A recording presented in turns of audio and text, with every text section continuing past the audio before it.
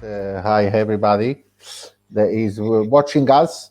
So we'll kick off proceeding for the regulatory working group, where today we go about half an hour, me, Rafa, and Paul to discuss and take any questions about recent development on regulation that affects the members of the Mobile Ecosystem Forum. I'll kick off with a short intro of what has been happening on the European Union side, and then Rafa will talk a bit about recent development, and then maybe Paul, you can chip in or feel free to sort of like intervene while we are talking, ask questions. I think kind of like have a kind of like dialogue on these themes and generally seeing anything that you've also seen coming, which you think is relevant for the mobile ecosystem forum members in terms of regulation. Absolutely. So I'm Serafino Abate. I work as regulatory advisor for the mobile ecosystem. I've been doing this role for about a year now, helping my friend and former colleague Dario, the CEO, and working with Rafa on bringing a bit of regulatory focus on specifically through the AI roundtable we've been running every month with members. We had an earlier session today on AI data. Now, Rafa, was super interesting. I thought we talk about frameworks and new laws, and I think on the ethical side, I think, but generally is also there's a lot of data coming or regulation now coming through or proposed regulation to govern data markets. I think now is really coming to the fore, and the biggest development I've seen recently has been certainly the European Commission proposal. The Commission launched about 2 years ago a kind of the new Commission came on board, and Commissioner Henry Breton, the French Commissioner, former CEO also of Orange, came on board with a bold ambition to shape the market for the data economy and the AI economy in Europe. And they've done different bits and pieces, 3 of which came in December, the formal proposals. One is the Data Governance Act, which proposes, in essence, to create a regime across Europe for data access and interoperability, and interestingly proposes in effect the creation of data intermediaries, or at least sees that as a potential market development that can aid, including in the regulatory compliance. But more importantly, to get the market going, to get unused data towards those uses where it can be put in more fruitful use, and so forth. So I think Data Governance Act, it probably take another, I think easily another 6 to 8 months, I think, for that to come and be approved by European Parliament and become a directive. But I think it's a very important piece of the jigsaw. I'll be interested to hear also your views, guys, on that. The other piece, big piece for the Commission, has been the regulations surrounding digital services and digital markets. So this is what has been branded, I think, talked or referred to as platform regulation, and it is very much coming from the market power and competition angle to introduce essentially two complementary sets of rules. One, which fall under the proposal, so the Digital Services Act, impose, in essence, clarify online liability for intermediaries, try to put rules around how you should deal with illegal content, and put extra responsibilities on what they call very large platforms. These obviously will be, the big ones, and those responsibilities include, interestingly, some level of algorithmic transparency. This is the first time they have found there is a proposal, potentially quite big, to actually be able to pry on the inside mechanism of some of these algorithms. And I think, earlier today we were talking a lot about the explainability of AI, and I think that comes, to the fore when you have potentially this type of powers to intervene, and you have the EC, the Commission, that will enforce the rules for very large platforms. Second part of the proposals fall under what is called the Digital Markets Act. And this is a more traditional economic regulation piece, in the sense that it does two things. First, it designates and gives the criteria to designate certain platforms as gatekeepers, and to designate what they refer to as core platform services, which basically is everything that happened on the internet on the B2B side that wasn't called before. So there's a quite long list of activities and criteria to identify gatekeepers. If you meet those criteria, and I've seen articles by experts or observers in and around Brussels, blogosphere, saying that basically, the number of companies that may fall at the moment under those rules go from the GAFAM plus maybe SAP or even Salesforce, to potentially include some of the Spotify and other type of consumer oriented. So at the moment there is uncertainty who actually, there are 2 or 3 that can be sure this regulation will catch them, or at least whatever form is approved. Others that I think are in the gray zone. And the second part of these rules then goes on and prescribes some behaviors that those gatekeepers operating in core platform services behavior that they should adopt. And these are essentially rules that aim at preventing anti-competitive behavior and enforce some kind of fairness in trade, which is also a very traditional sort of like European legal concept. And I think, and this proposal as well will have probably 6-8 months of debate now in the Parliament, and then have to go to the Council. But essentially, some shape or form of this will become law.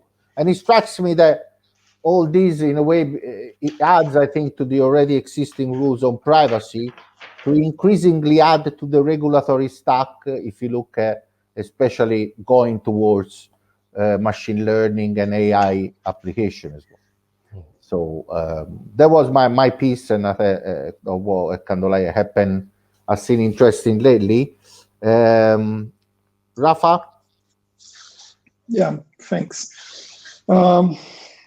So first of all the regulatory debates in Europe, they impact in other regions as well.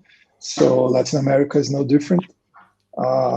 We are, and because of the events at the U.S. Capitol on the beginning of the year, this had a lot of impact in terms of regulation of the internet and social networks all over the globe. In Brazil, because of it, we kind of started back the discussions that were stopped by the pandemic regarding the regulation of discourse, or the regulation of speech online, how to tackle it or not, how to create controls and limitations to social networks mostly, but also to e-commerce online, or like how do we move towards this new scenario where everyone is basically online. My internet connection just dropped because everyone in Brazil is waking up. It's 9:10 here, so it gets impossible. Everyone wakes up and starts doing everything online. I moved to 4G. It's even better, incredibly enough. We are in the midst of the discussions of 5G as well, because living in the matrix and on this online world, everyone is hungry for more data. So all the discussions are now on 5G, and the bids that are coming up for the middle of 2021. We are expecting that.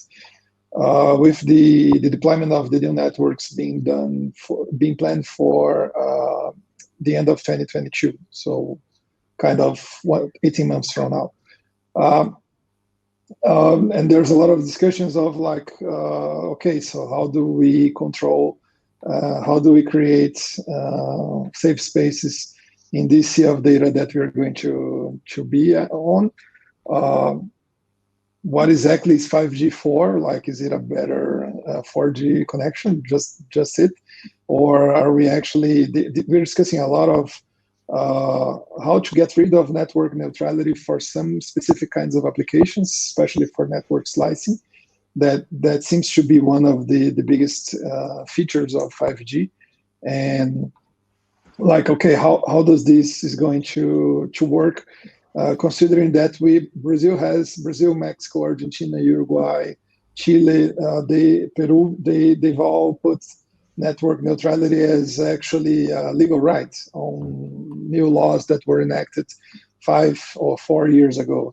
So do we have to change network neutrality laws for exemptions or for specific stuff?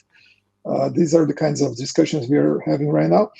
On top of it, what kind of 5G technology Brazil wants? The regulator is trying to push everyone to the latest release of 5G, of the protocol, saying, okay, just implement the latest version, which is also the most expensive one. MNOs and critics are just saying, okay, this is going to cost more and take more time. We're not just going to be evolving the 4G network. We will have to build 5G networks from scratch. This is really expensive, and especially when we're talking about an economic crisis where people, like the Brazilian currency right now is 1/7 of a pound. So it used to be 1/4. So it's a huge difference during the pandemic, during the last year.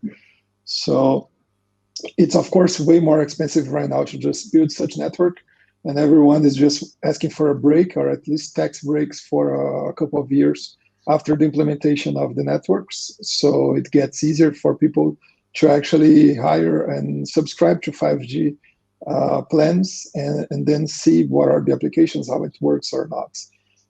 And in the meantime, as we were discussing earlier today, how do we keep any good level of privacy and data compliance amidst this creation of data all the time, all day long for everyone? So we just had 2 major data leaks in Brazil.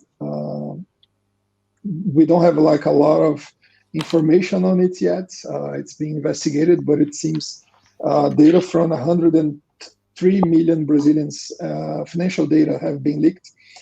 Credit data, credit score, and personal data had been leaked 2 weeks ago. And last week, then some researchers found phone records, like the history of phone calls from the past, from 2020 and 2019, from 120 million Brazilians. So every data leak in Brazil is massive because the country has 200 million people.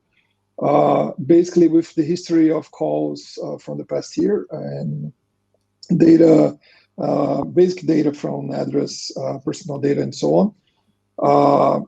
Also accusing the MNOs of not taking enough care on how to deal with it. The MNOs are still investigating and to see like what exactly has been leaked or not. When is it from? But the matter is, how do we actually improve the security to prevent data leaks from technology companies, financial companies? We just enacted the new data privacy law in Brazil last August. It became valid. Penalties are not valid until August of this year. we're still discussing if we're going to postpone the penalties or not due to the pandemic effects. But in the meantime, like we do have all of these online live, and we don't have all of the protections and safeguards in place because one, they cost money. Two, there's a pandemic that difficults everything for everyone, from the hardware guys installing networks and on the antennas, from the regulators and lawyers to meet and discuss productively on how to enact any new regulations. So it's been challenging, of course, and we've been trying to navigate it all. It's kind of, I don't know. Someone compared this 2 days ago with navigating with a fast boat on a haze in high seas. So like we're going fast, we don't know exactly where we're going. The sea is high, and the haze is on. So yeah, welcome to the challenge of the 21st century. Paul, do you want to add on top of that? I think that's really interesting, actually, Rafa, because I think from the perspective of what you were saying and what Serafino was just saying, from the Data Governance Act, the digital strategies that are being implemented at a regulatory level in Europe, what you're just articulating there in Brazil, clearly the challenges you're saying about the data leaks are really, really interesting and relevant all around the world. I guess if you look at that kind of brings to the core, this is supposed to be a collaborative effect between government, regulators, and industry to create a better future and a more secure future. You talk about securing data, securing identity. There are fundamental flaws, whether it be associated with policy, whether it be associated with the strategies of the MNOs. You only have to look to the most recent reports out of the likes of Cisco, which was an independently created report for them, or those out of Accenture. The success of strategies that have been implemented around the world are in the low 40%. And then organizations are complaining about the cost of them having to, on a reactive basis, repair the damage associated with data leaks. They fundamentally need to look at the building blocks of what they're putting in place within their own internal organizations. But I think to the point of what you were just saying about the Data Governance Act, Serafino, and the digital services markets in Europe, I think that's very relevant from the perspective of reputation. The fact of what is the reputation associated with the data that is being protected? What is the reputation of the data that's been leaked? Until organizations take that seriously, there's going to be issues around the world which will never be solved, because you're talking about implementing acts at a government level and then mandating regulators to then mandate the markets to comply with the acts that have been imposed. But unless you actually have the fundamental pieces associated with that, where there can be reputation associated with risk, reputation associated with data, and the loss of that data, you're going to have flaws. You're going to have fundamental flaws, and those need to be overcome. I like this piece of the security element, because obviously there is the one that is coming now to the fore, and has been for some time, and where we see, if I look at it from a sort of like take a step back, it seems to me it's very much sort of like enforced by the private companies. So there's a market around delivering security. You can buy more or less safe solutions, but then there is also the element of that now we're going to have loads of more data, and 5G is going to play a part in that. How do we scale up, and do we have a scale? For me, there is a question of how do we strike the balance between private and public. How do you partner to deliver security? Because there is also an element of, from economics, as an economist, it's a kind of like public good in that, data, personal security. Absolutely. Yeah, you look to the United States. So if you look at this at a voice rather than the data, and you look at what was implemented by the FCC, when the US government implemented the Trace Act, then you had the FCC then working with the government, working with ATIS as the Association of the Telecoms Organizations, and they're then working collaboratively with the wider market, the MNOs, the vendors, to actually implement a policy to target and ultimately target the eradication of robocalling and spam calls. That is a collaborative effort. You need to work collaboratively between government, regulators, and industry. And we're seeing more of it here in Europe. You're seeing it with BEREC. You're seeing it with the CEPT. Working with the market. You see it in the Middle East and other markets. Singapore is a great example where you've got the IMDA working with its operators really closely and in a really innovative manner. There has to be more and more of that, but data needs to have attributes associated with it. Those attributes need to have a reputation associated with them. So I think that there's many questions left unanswered, and it's very easy for governments to come up with policy. The problem is the issue is not having the people in the governments that really understand the issues associated with the markets, which is why it was great to see in Italy. Obviously, the former chief executive of from a telecoms company take up a ministerial role. They need more people like that, because that will help. They're not going to do everything right, but it will help. Yeah. The dilemma we are seeing is how to study, regulate it properly in a hush where everything just went online out of the sudden. So people, of course, the regulators are being pressured and they are trying to respond to public pressure, public demand and of course, all of them, they are in their role trying to just give some answer, some response that is immediate.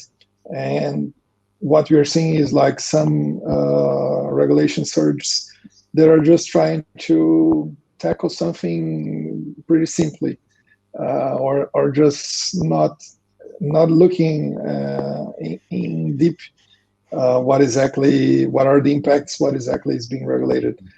From time to time, especially in LATAM, we are kind of more populist than ever right now. We try simple solutions that we know that don't work out of past the next month, and regulators don't exactly look for something that is stable or that we are going to be like a base for companies and the society to innovate on top of it. They're just trying to solve simple. Their most immediate pressure that is being taken on social networks, online, and on the streets, if was ever there are people on the street. But they're being too immediate and not just trying to study or to look or to see cases or something like that. That has become probably the biggest challenge right now, because they keep saying we are being pressured because everyone is online and there's a lot of shit hitting the fan. So how exactly do we stop it? And we are seeing a lot of countries because of the pandemic that are just pulling the plug, which has been the case in Turkey, Myanmar, Southeast Asia, and a lot of countries are. We had this huge piece in a couple of high inflation magazines just saying because of the pandemic, the internet and mobility networks, they are just being balkanized. We are seeing which used to be a highly global space is now becoming more and more regulated locally, and thus creating these small pockets of internet becoming intranets or something like that. So the real challenge is, okay, how much global do we want it, or how much open do we want it? Of course, if you ask for people and like normal regular people, everyone will say, I want to be able to email and talk with everyone who I must want to talk. But governments don't really like that idea any longer. So we're basically trying to balance it right now. I think that's a really interesting observation, actually, because obviously, if you think about back in 2027, 28, when they had the massive financial crisis started to kick off, everybody was talking global. Politics was global, government was global, the world was global, business was global. But clearly, over the last 10, 15 years now, things have changed. And as you say, people and countries have become, in a way, a little bit more insular. They're looking after their own more. You only see it here, sadly, in Britain. But people need to work together. People do need to collaborate because decisions have an impact. These networks, these platforms are global. You just see what's been going on in Australia. Facebook has now kind of re-implemented the news feeds, but they've really tested out the Australian government and their strategies there. So what's going to happen here when across the EU when regulation starts to hit that does impact Google and Facebook and Twitter? We've seen it for years across the telecoms world, where effectively before any government acts have been put in place and before any policies have been put in place by regulators to mandate operators, there's been that request from the regulators towards the MNOs towards a best effort. Do we really see any true requests for a best effort towards the social media platforms, rather than heavy breathing rhetoric and articles stuck in the media against them? I don't think so. I think there needs to be a much closer relationship between them if it's really going to work properly.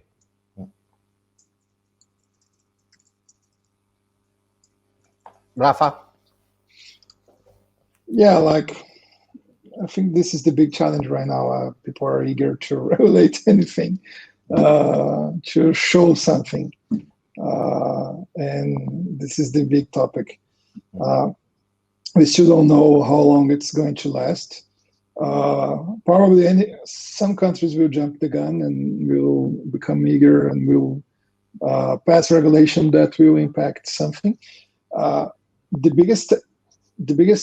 Probably the biggest advantage we had in LATAM was looking at how Europe and the US and Asia were regulating new technologies and innovation of this new online world.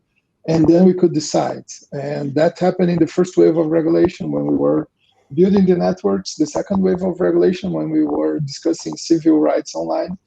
And everyone said, okay, we are always going to be in this comfortable place where we see people regulating stuff before us and we see the impact and we can adjust it accordingly, so we get better regulation by the end of the day. Well, that ended. We kind of catch up with the rest of the world right now, so we are all discussing the same topics right now, probably especially because of the pandemic, because everyone is on the same scenario right now and living online. So the past that we had this advantage of looking who's doing what and what are the impacts and how to tackle it accordingly to avoid all of these tricks of creating huge impacts and stifling innovation. They are out of the window right now. So everyone's kind of tattling on the dark on how to regulate it. I just had someone asking me to discuss okay, what are the environmental issues in 5G? Do we have to regulate it? And this is something we're not even close to do or to evaluate. I just replied, look, it's radio wave, man. We've been doing that for 20 years. We're not killing anyone nor any trees or something like that. And then people respond, okay, but we're going to put way more antennas out there. So what is the impact? We don't know. Regulators don't know, governments don't know, developers and suppliers don't know. There's no way how to know. And that's one small example of how it's going to be for everything else. We don't know all of the impacts IoT will have. What we are trying to do right now is to stimulate regulatory sandboxes where companies can experiment for a short period of time or hire smaller companies to run tests or work with startups in moonshot projects where they're not being regulated as everyone else.